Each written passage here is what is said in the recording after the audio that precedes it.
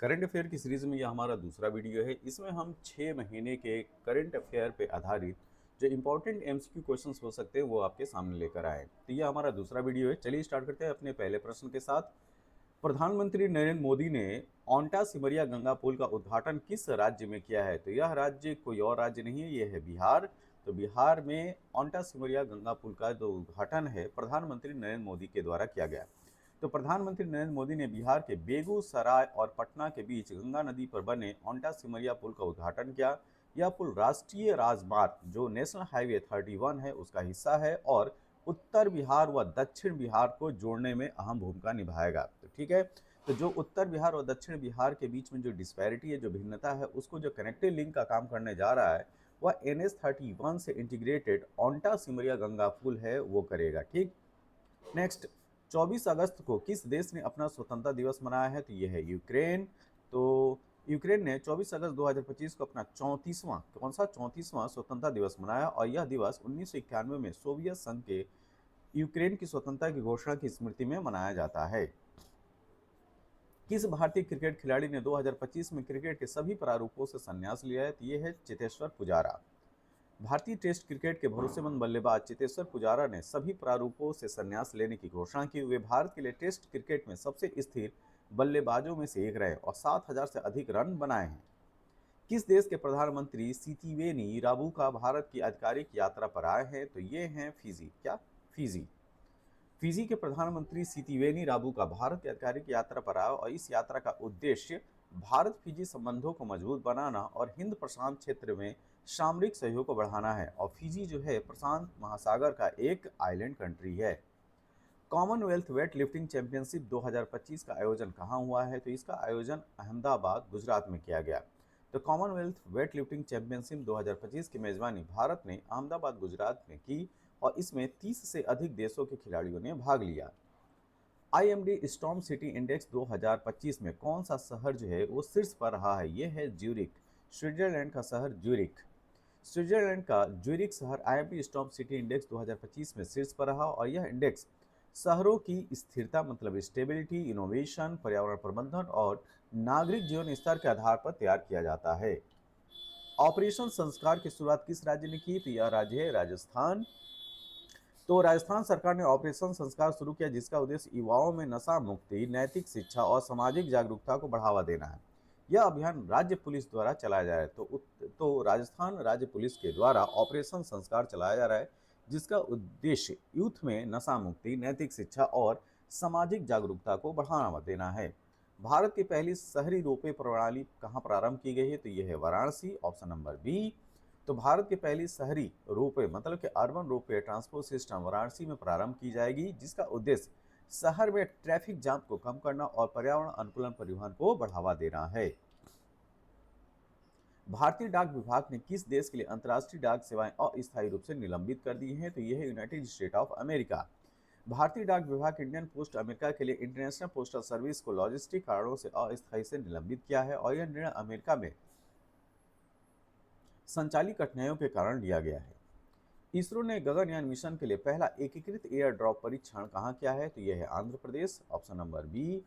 तो भारतीय अनुसंधान संगठन गगनयान के मिशन का पहला एकीकृत ड्रॉप टेस्ट आंध्र प्रदेश के श्रीहरिकोटा लॉन्च सेंटर के पास किया गया और इसका उद्देश्य मानव युक्त मिशन के पैराशूट और रिकवरी सिस्टम का परीक्षण करना है। ठीक है। तो यहाँ पे जो उपयुक्त आंसर होना चाहिए तो ये होना चाहिए। ठीक है, श्रीहरिकोटा जो कि आंध्र प्रदेश में ही है।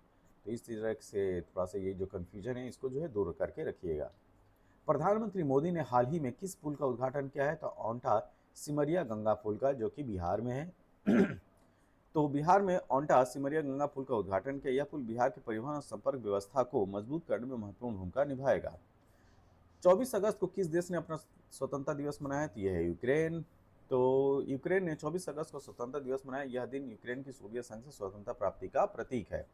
किस भारतीय खिलाड़ी ने क्रिकेट के सभी प्रारूपों से संन्यास लिया है? तो यह है Cheteshwar Pujara, option number C. Cheteshwar Pujara ने वनडे और T20 क्रिकेट के सभी प्रारूपों से अंतर्राष्ट्रीय क्रिकेट से संन्यास लेने की घोषणा की है। किस देश के प्रधानमंत्री सितिवेनी राबुका ने भारत की आधिकारिक यात्रा की है? तो यह है फिजी। तो फिजी के प्रधानमंत्री सितिवेनी राबुका ने द्विपक्षीय संबंध और आर्थिक सांस्कृतिक सहयोग को बढ़ाने के लिए भारत की आधिकारिक यात्रा की है। एयर इंडिया ने टिकाऊ विमान ईंधन सस्टेनेबल एविएशन फ्यूल किसके साथ समझौता किया है? तो ये है Indian Oil, option number B. तो एयर इंडिया ने इंडियन ऑयल के साथ समझौता कर टिकाऊ विमानन ईंधन के उत्पादन और उपयोग की पहल की है। इसका उद्देश्य विमानन क्षेत्र में कार्बन उत्सर्जन को कम करना है।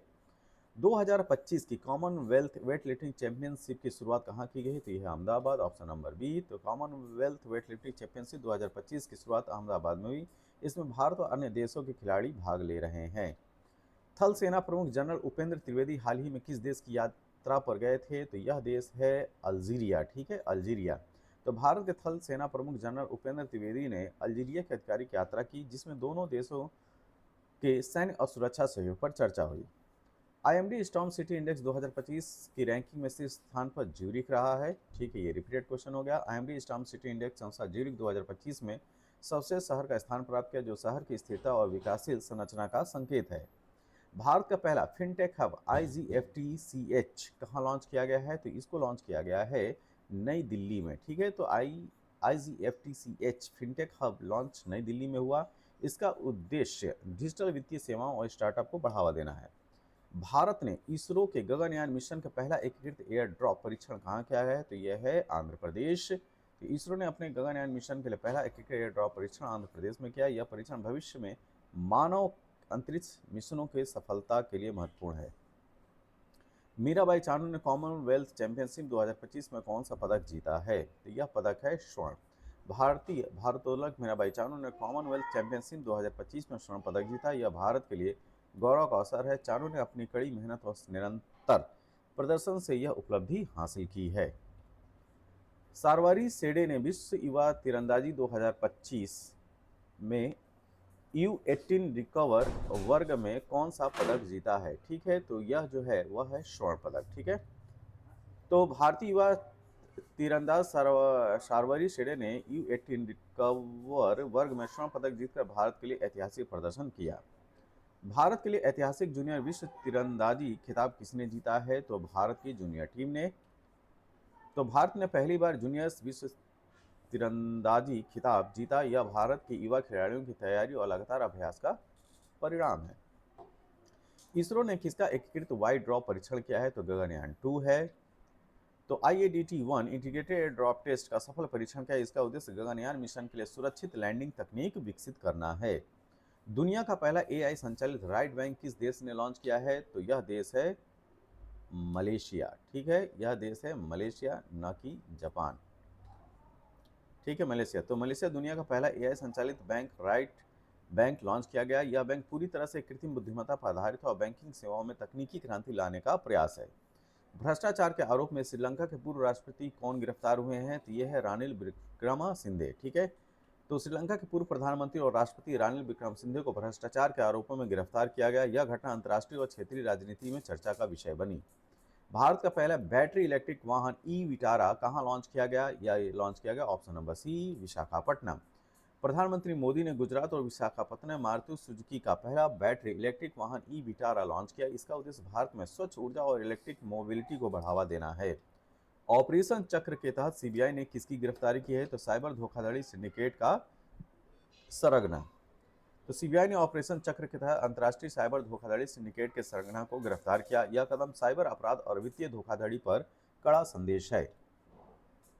18वें अंतर्राष्ट्रीय खगोल विज्ञान और खगोल भौतिकी ओलंपियाड 2025 में भारतीय टीम ने कितने स्वर्ण पदक जीते हैं? तो इसकी संख्या है 4। तो भारतीय टीम ने 18वें अंतर्राष्ट्रीय खगोल विज्ञान और खगोल भौतिकी ओलंपियाड छात्रों के उत्कृष्ट तैयारी और ज्ञान का प्रमाण है और इसमें 4 स्वर्ण पदक प्राप्त हुए हैं। प्रोजेक्ट नन्ही कली पर आधारित coffee table book a million birds Bloom किसने लॉन्च किया है? तो इन्होंने किया है आनंद महिंद्रा ने, ऑप्शन ए। तो आनंद महिंद्रा ने प्रोजेक्ट नन्ही कली पर आधारित coffee table book a million birds Bloom launch की। यह किताब बच्चों और युवाओं को प्रेरित करने के उद्देश्य से प्रकाशित की गई है। पहला एकीकृत बहुराजकीय मॉक ड्रिल अभ्यास सुरक्षा चक्र कहाँ आयोजित किया गया? तो दिल्ली NCR में। भारत में पहली बार एकीकृत बहुराजकीय मॉक ड्रिल अभ्यास सुरक्षा चक्र दिल्ली NCR क्षेत्र में आयोजित किया गया। इसका उद्देश्य राज्य और केंद्रीय एजेंसियों के बीच समन्वय बढ़ाना और आपातकालीन प्रक्रिया क्षमता का परीक्षण करना था। चर्चा में रहा श्रेष्ठ सूचकांक का संबंध किससे है? तो यह है केंद्रीय स्वास्थ्य मंत्रालय, ऑप्शन नंबर बी। श्रेष्ठ सूचकांक स्वास्थ्य सेवाओं और अस्पतालों की गुणवत्ता का आकलन करता है और इसका संबंध केंद्रीय स्वास्थ्य मंत्रालयों से। यह देश भर में स्वास्थ्य सेवाओं की तुलना और सुधार हेतु प्रयोग किया जाता है। संसद में पारित नया आयकर विधेयक कब लागू होगा? तो 1 अप्रैल 2026 से। ठीक है, तो भारत में नया आयकर विधेयक 1 अप्रैल 2026 से लागू होगा और यह नए वित्तीय वर्ष से लागू होने वाले कर नियमों के अनुसार आयकर प्रावधानों को अपडेट करता है। न्यूजीलैंड में पाई जाने वाली दुर्लभ ब्लू पिकांगिल मशरूम की खोज कहाँ हुई है? तो यह हुई है तेलंगाना, ऑप्शन नंबर बी। दुर्लभ ब्लू पिकांगिल मशरूम की खोज तेलंगाना के जंगलों में हुई है। यह खोज जैव विविधता और स्थानीय इकोसिस्टम के संरक्षण के दृष्टिकोण से महत्वपूर्ण है। न्यायाधीश यशवंत वर्मा के खिलाफ भ्रष्टाचार के आरोपों की जांच के लिए किसने 3 सदस्य समिति का गठन किया है? तो ये हैं लोकसभा अध्यक्ष, ऑप्शन नंबर बी। न्यायाधीश यशवंत वर्मा के खिलाफ भ्रष्टाचार के आरोपों की निष्पक्ष जांच के लिए लोकसभा अध्यक्ष ने 3 सदस्यीय समिति का गठन किया है। नंबो सेफ्टी इंडेक्स मिड 2025 रैंकिंग में भारत के किस शहर को शीर्ष स्थान प्राप्त हुआ है? तो ये है मैंगलोर। क्या? Option number C, Mangalore. Numbeo safety index mid 2025 में सुरक्षा, अपराध नियंत्रण और शहर प्रबंधन के आधार पर मैंगलोर को शीर्ष स्थान मिला है। बलूचिस्तान लिबरेशन आर्मी और माजिद ब्रिगेड को आतंकवादी संगठन किसने घोषित किया है? तो ये है यूएसए। ठीक है, ऑप्शन नंबर डी।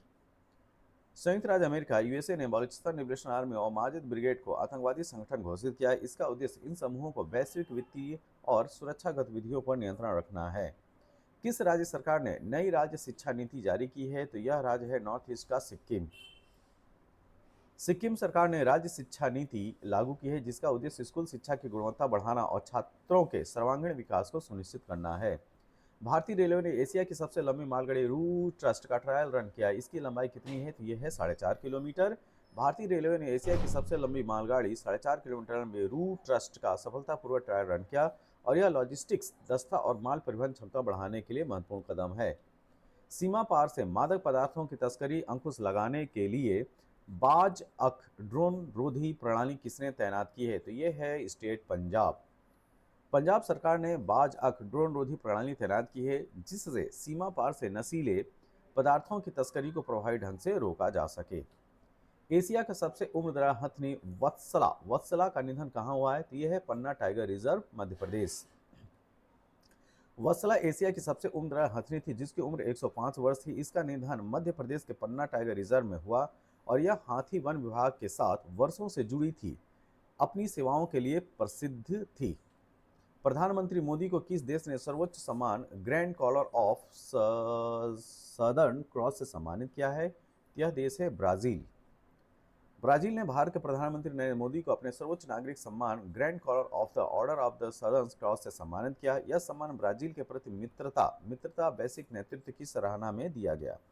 प्रधानमंत्री मोदी ने किस देश के राष्ट्रपति को फुटसाइट पत्थर पर बना चांदी का शेर भेंट किया है? तो यह है अर्जेंटीना, ऑप्शन नंबर बी। प्रधानमंत्री मोदी ने अर्जेंटीना के राष्ट्रपति को भारतीय कला का प्रतीक फुटसाइट पत्थर पर बना चांदी का शेर उपहार स्वरूप भेंट किया और यह भारत लैटिन अमेरिका संबंधों की मजबूती का प्रतीक है। जेनिफर सिमन्स किस दक्षिण अमेरिकी राष्ट्र की पहली महिला राष्ट्रपति चुनी गई हैं? तो ये है ऑप्शन नंबर बी, सूरीनाम। तो इनका नाम याद रखेगा, जेनिफर सिमन्स। जेनिफर सिमन्स जो है सूरीनाम राष्ट्र की पहली महिला राष्ट्रपति चुनी गई हैं। जेनिफर सिमन्स को वर्ष 2025 में सूरीनाम की पहली महिला राष्ट्रपति के रूप में चुना गया। यह देश दक्षिण अमेरिका में स्थित है और यह डच भाषा यहाँ की आधिकारिक भाषा है। किस देश में स्थित माउंट सिन मोएडेके में विस्फोट हुआ है? तो यह है जापान में। क्या? Option number B, Japan. Japan के क्यूशु द्वीप में स्थित एक सक्रिय ज्वालामुखी है। इसमें हाल ही में विस्फोट दर्ज किया गया जिसमें राख गैस का उत्सर्जन हुआ है।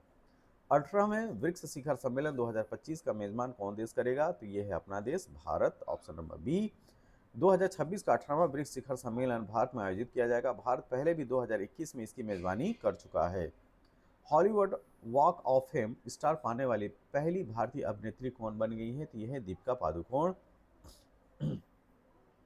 बॉलीवुड अभिनेत्री दीपिका पादुकोण को हॉलीवुड ऑफ फेम स्टार प्रदान किया गया। यह सम्मान उन्हें वैश्विक फिल्म उद्योग में उनके योगदान के लिए दिया गया है। अफगानिस्तान की तालिबान सरकार को मान्यता देने वाला पहला देश कौन सा बन गया है? तो यह है रूस। रूस ने जो है इसको मान्यता दी है। 2025 में रूस पहला ऐसा देश बना जिसने तालिबान सरकार को औपचारिक मान्यता दी। इससे अफगानिस्तान के साथ कूटनीतिक संबंधों की बहाली की शुरुआत हुई। मौद्रिक नीति समिति मॉनेटरी पॉलिसी कमेटी द्वारा निर्धारित वर्तमान रेपो दर कितनी है? तो ये है 5.5%। भारतीय रिजर्व बैंक की मौद्रिक नीति समिति एमपीसी द्वारा रेपो दर में बदलाव किया जाता है। रेपो दर वह दर है जिस पर आरबीआई वाणिज्यिक बैंकों को अल्पकालिक ऋण, ये चीज ध्यान रखिएगा, अगर दीर्घकालिक हो जाता तो वो बैंक रेट हो जाता। ठीक, वर्तमान में रेपो दर 5.5% निर्धारित की गई ताकि मुद्रास्फीति पर नियंत्रण रखते हुए विकास दर को संतुलित किया जा सके। आईएमएफ ने वित्त वर्ष 2026 में भारतीय आर्थिक वृद्धि दर कितनी रहने का अनुमान लगाया है? तो यह है 6.4%, ऑप्शन नंबर सी। अंतर्राष्ट्रीय मुद्रा कोष, जिसको इंटरनेशनल मॉनेटरी फंड कहते हैं, उसने अपने ताजा अनुमान में कहा है कि भारत की जीडीपी वृद्धि दर 2025-26 में 6.4% रहेगी, जिससे भारत विश्व की सबसे तेजी से बढ़ने वाली बड़ी अर्थव्यवस्था बना रहेगा। आईबीआई भारत की बीमा क्षेत्र को कब तक दोगुना होने का अनुमान है? तो यह है 2030, option number C. Insurance brokers association of India IBAI ने कहा है कि भारत का बीमा क्षेत्र वर्ष 2030 तक दोगुना हो जाएगा। इसका कारण बढ़ती बीमा जागरूकता और डिजिटल सेवाओं का प्रसार है। इंडियन ऑयल कॉर्पोरेशन 61,000 करोड़ रुपए के निवेश से विश्व स्तरीय पेट्रोकेमिकल कॉम्प्लेक्स कहाँ स्थापित किया है? तो यह है उड़ीसा में, ऑप्शन नंबर बी।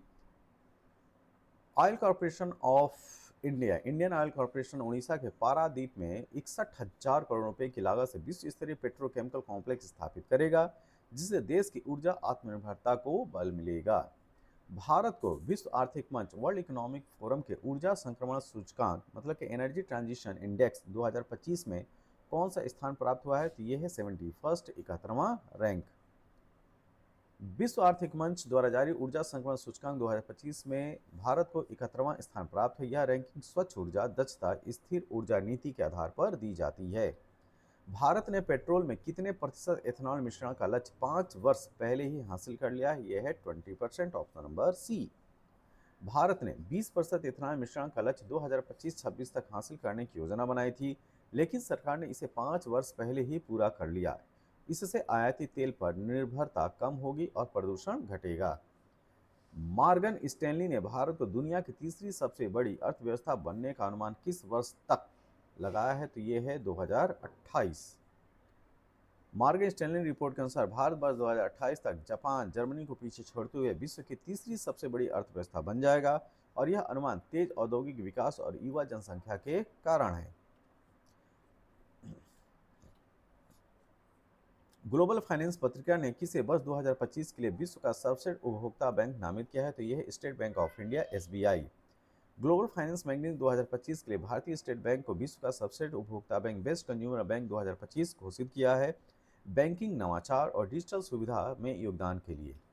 जीनियस अधिनियम, जीनियस एक्ट, जिसके तहत स्टेबल कॉइन क्रिप्टो करेंसी की वैधता दी गई है, उस पर किस देश ने हस्ताक्षर किया है? तो यह है यूनाइटेड स्टेट ऑफ अमेरिका।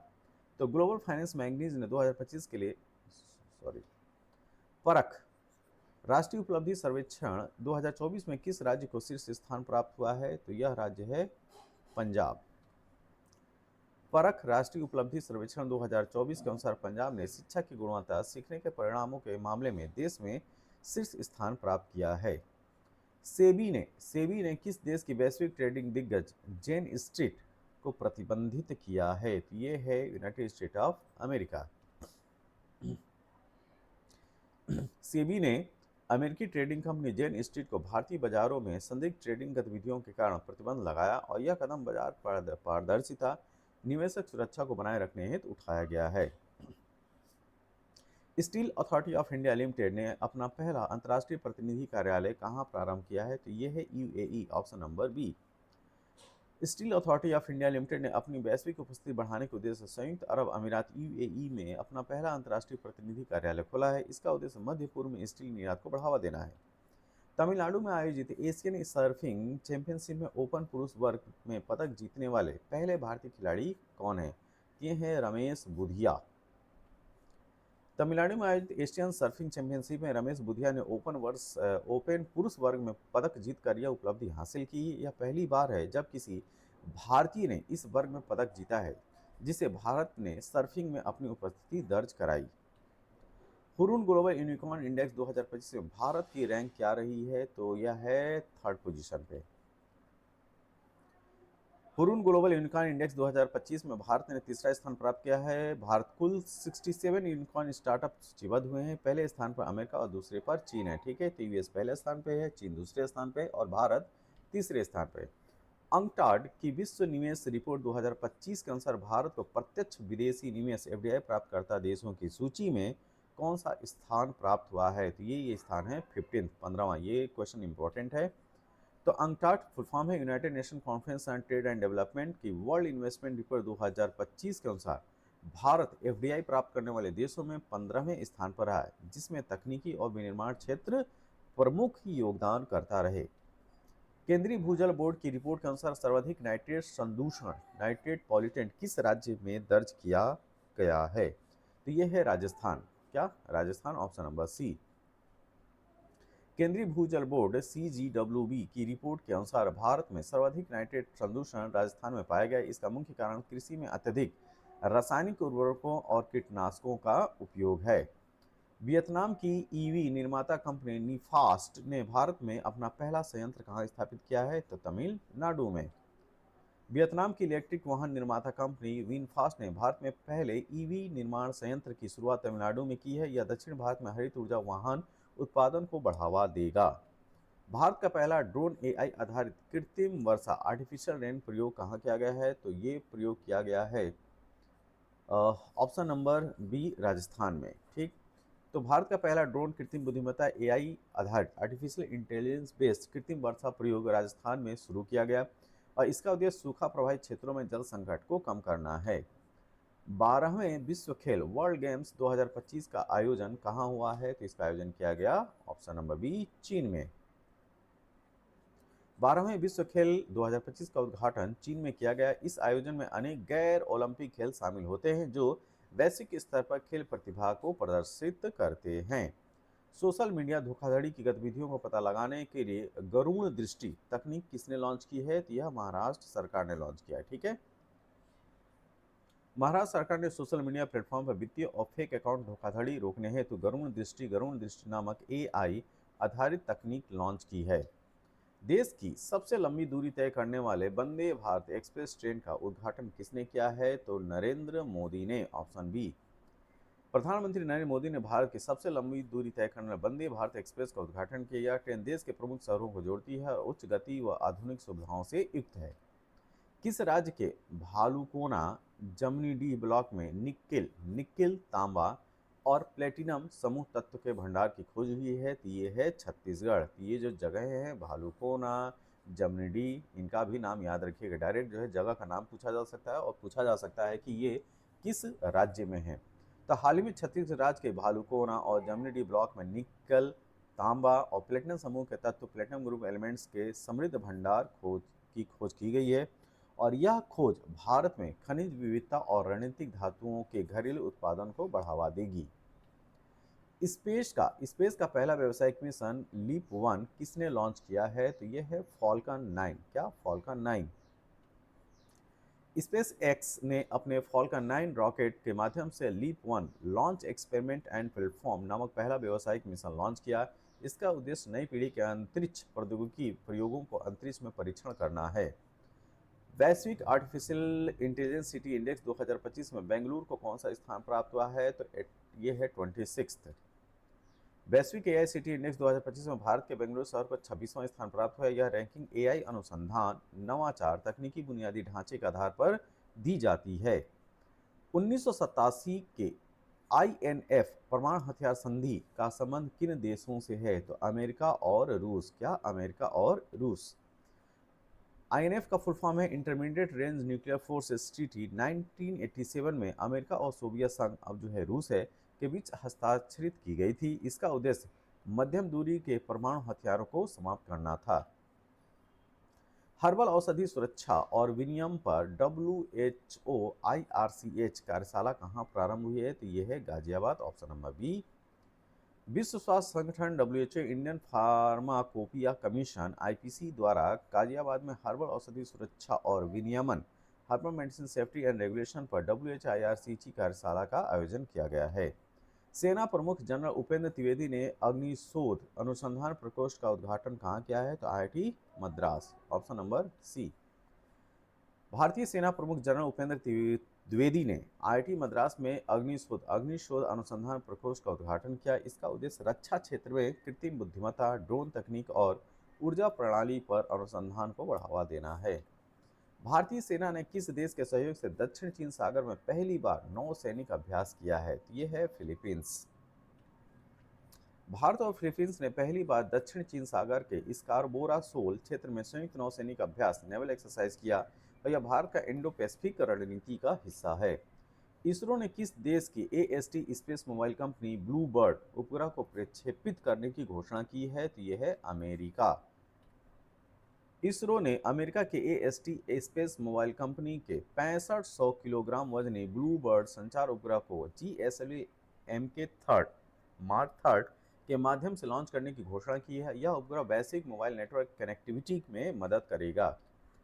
नए रेयर रक्त समूह CRIB की खोज कहाँ की गई है? तो यह की गई है बेंगलुरु, ऑप्शन नंबर सी। तो हाल ही में बेंगलुरु के वैज्ञानिकों ने एक नया दुर्लभ रक्त समूह रेयर ब्लड ग्रुप खोजा है। CRIB CD59 rare Indian blood नाम दिया गया है और यह चिकित्सा विज्ञान में एक महत्वपूर्ण खोज है। क्लुचेस्कॉय ज्वालामुखी विस्फोट किस देश में हुआ है? तो यह है ऑप्शन नंबर सी, रूस में। तो क्लुचेस्कॉय ज्वालामुखी वोल्केनो जो है रूस के कामचटका प्रायद्वीप पेनिनसुला पर स्थित है, जिसमें हाल ही में शक्तिशाली विस्फोट हुआ जिससे राख के गुब्बार 8 किलोमीटर ऊंचाई तक पहुंचे। World artificial intelligence conference WAIC 2025 का आयोजन कहाँ किया गया? तो चीन का शहर Shanghai. World artificial intelligence conference 2025 का आयोजन चीन के शंघाई शहर में किया गया। यह सम्मेलन हर वर्ष AI टेक्नोलॉजी रिसर्च इनोवेशन पर केंद्रित होता है। इस वर्ष का थीम था इंटेलिजेंस फॉर ऑल रखा गया था, इंटेलिजेंस फॉर ऑल। भारतीय सेना ने उच्च तकनीकी वाला अभ्यास ड्रोन प्रहार कहाँ आयोजित किया है? तो अरुणाचल प्रदेश में, ऑप्शन नंबर बी।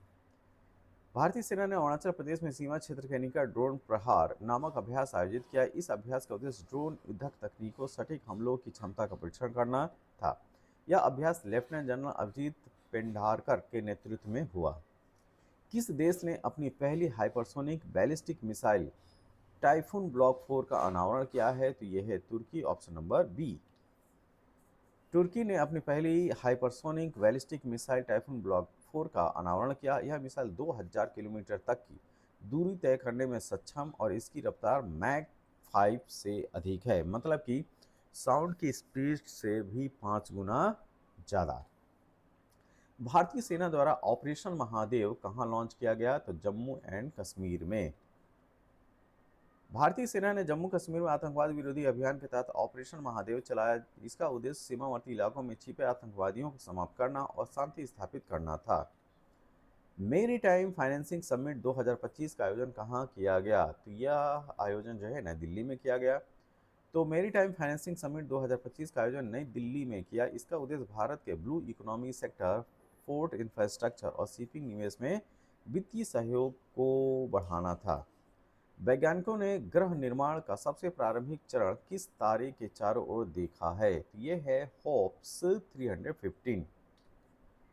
खगोल वैज्ञानिकों ने पहली बार होप्स 315 तारे के चारों ओर ग्रह निर्माण की शुरुआती चरण प्रोटोप्लैनेटरी स्टेज को देखा है। यह खोज James Webb space telescope JWST के माध्यम से की गई, जिससे प्रारंभिक सौर मंडल की संरचना समझने में मदद मिलेगी।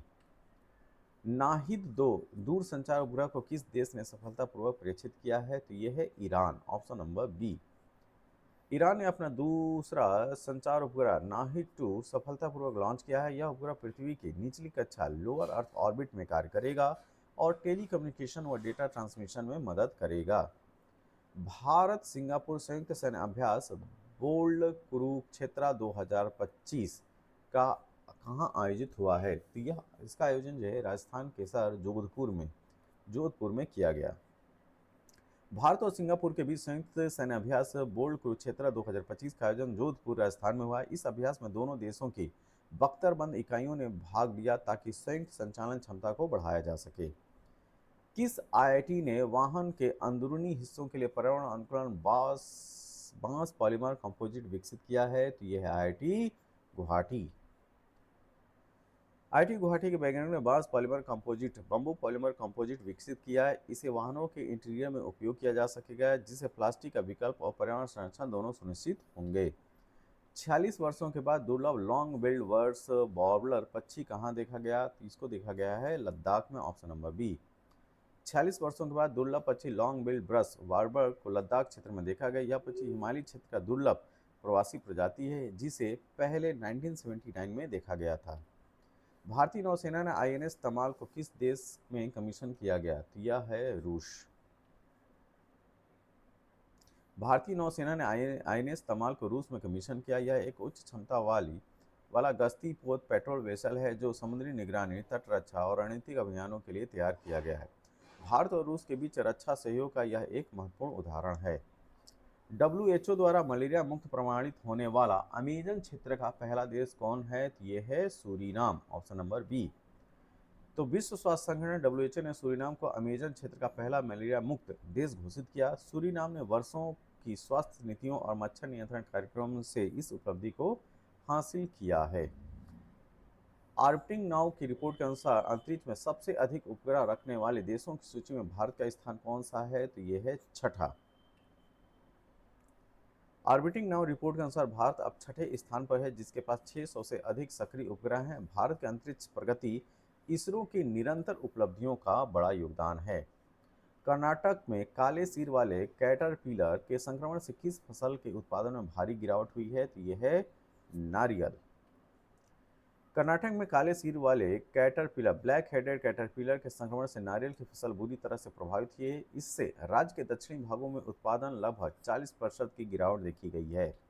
जापान ने H2A रॉकेट की अंतिम उड़ान में कौन सा जलवायु परिवर्तन निगरानी उपग्रह लॉन्च किया है? तो ये है गोसाई GW, ठीक है। तो देखिए, तो Japan aerospace exploration agency JAXA जिसको बोलते हैं, उसने H2A रॉकेट की अंतिम उड़ान पर गोसाई GW उपग्रह लॉन्च किया। यह उपग्रह जलवायु परिवर्तन और ग्रीन हाउस गैस उत्सर्जन की निगरानी के लिए डिजाइन किया गया है। भारत का पहला स्वदेशी रूप से विकसित फोटोनिक रडार किसके द्वारा विकसित किया गया है? तो यह है DRDO, ठीक है, DRDO, ऑप्शन नंबर सी। रक्षा अनुसंधान एवं विकास संगठन DRDO ने भारत का पहला फोटोनिक रडार विकसित किया। यह रडार प्रकाश आधारित तरंगों का उपयोग करता है, जिससे अत्यधिक सटीकता और कम हस्तक्षेप के साथ वस्तुओं का पता लगाया जा सकता है। उत्तर प्रदेश का पहला निजी रेलवे स्टेशन कौन सा बना है? ठीक है, तो Gomti Nagar railway station, option number C. Gomti Nagar railway station Lucknow Uttar Pradesh का पहला निजी तौर पर विकसित रेलवे स्टेशन बना है और इसे public private partnership PPP model पर विकसित किया गया है, जिससे यात्रियों को वर्ल्ड क्लास सुविधाएं मिलेंगी। भारत का पहला AI आधारित सड़क सुरक्षा पायलट प्रोजेक्ट किस राज्य में शुरू हुआ है? तो यह है Uttar Pradesh, option number B. Uttar Pradesh में भारत का पहला AI आधारित सड़क सुरक्षा पायलट प्रोजेक्ट शुरू किया गया। इस प्रोजेक्ट के अंतर्गत कृत्रिम बुद्धिमत्ता आर्टिफिशियल इंटेलिजेंस उपयोग करके दुर्घटना संबंधित स्थानों की पहचान और रोकथाम की जाएगी। किस रिपोर्ट के अनुसार उत्तर प्रदेश में देश की सर्वाधिक सक्रिय GST करदाता हैं? तो यह है रिपोर्ट SBI की। तो स्टेट बैंक ऑफ इंडिया की एक आर्थिक रिपोर्ट के अनुसार उत्तर प्रदेश देश का एक ऐसा राज्य बन गया है जहां सबसे अधिक सक्रिय GST करदाता है। यह राज्य की बढ़ती आर्थिक गतिविधियों और औद्योगिक विकास को दर्शाता है। संयुक्त राष्ट्र विकास कार्यक्रम UNDP ने आपदा प्रबंधन के लिए किस राज्य सरकार के साथ समझौता किया है? तो यह है उत्तर प्रदेश, ऑप्शन नंबर सी। UNDP ने उत्तर प्रदेश सरकार के साथ आपदा प्रबंधन, जलवायु अनुकूलन और राहत कार्यों को सशक्त करने के लिए समझौता किया है। इसके तहत राज्य में आपदा चेतावनी और राहत प्रणाली को आधुनिक बनाया जाएगा। तमिलनाडु में आयोजित एशियन सर्फिंग चैंपियनशिप में ओपन पुरुष वर्ग में पदक जीतने वाले पहले भारतीय खिलाड़ी कौन हैं? ये है रमेश बुधिया। तमिलनाडु में आयोजित एशियन सर्फिंग चैंपियनशिप में रमेश बुधिया ने ओपन वर्ग में पदक जीतकर यह उपलब्धि हासिल की। यह पहली बार किसी भारतीय ने इस वर्ग में पदक जीता है, जिससे भारत में ने सर्फिंग में अपनी उपस्थिति दर्ज कराई। 12वें विश्व खेल वर्ल्ड गेम्स 2025 का आयोजन कहाँ हुआ है? तो इसका आयोजन जो है चीन में हुआ है। इसको आप देख भी चुके हैं। चलते हैं अगले क्वेश्चन में। 2025 पैन अमेरिकन हॉकी कप में पुरुष और महिला दोनों वर्ग में स्वर्ण पदक किस देश ने जीता है? तो यह है अर्जेंटीना, ऑप्शन नंबर सी। 2025 के पैन अमेरिका हॉकी कप में अर्जेंटीना ने शानदार प्रदर्शन करते हुए पुरुष और महिला दोनों वर्ग में स्वर्ण पदक जीते हैं। फीफा और एआईएफएफ द्वारा लड़कियों के लिए भारत की पहली फीफा टैलेंट अकादमी कहां प्रारंभ की जाएगी, तो यह है हैदराबाद। फीफा और अखिल भारतीय फुटबॉल महासंघ एआईएफएफ ने भारत की पहली फीफा टैलेंट अकादमी की स्थापना हैदराबाद में करने की घोषणा की, जिसका उद्देश्य महिला फुटबॉल प्रतिभाओं को प्रशिक्षित करना है। आर कौशिक की पुस्तक the rise of the hitman का संबंध किससे है, तो जानते हैं आप लोग हिटमैन किसको बोलते हैं, रोहित शर्मा को। तो पत्रकार आर कौशिक द्वारा लिखित पुस्तक the rise of the hitman भारतीय क्रिकेट टीम के कप्तान रोहित शर्मा के क्रिकेट कैरियर और उनकी प्रेरक यात्रा पर आधारित है। 2027 राष्ट्रमंडल युवा खेलों की मेजबानी किस देश को दी गई है, तो यह देश है माल्टा। ठीक है, यूरोप का देश है माल्टा। कॉमनवेल्थ गेम्स फेडरेशन 2027 राष्ट्रमंडल युवा खेलों की मेजबानी माल्टा को सौंपी, जिससे यह द्वीपीय राष्ट्र पहली बार इस आयोजन की मेजबानी करेगा।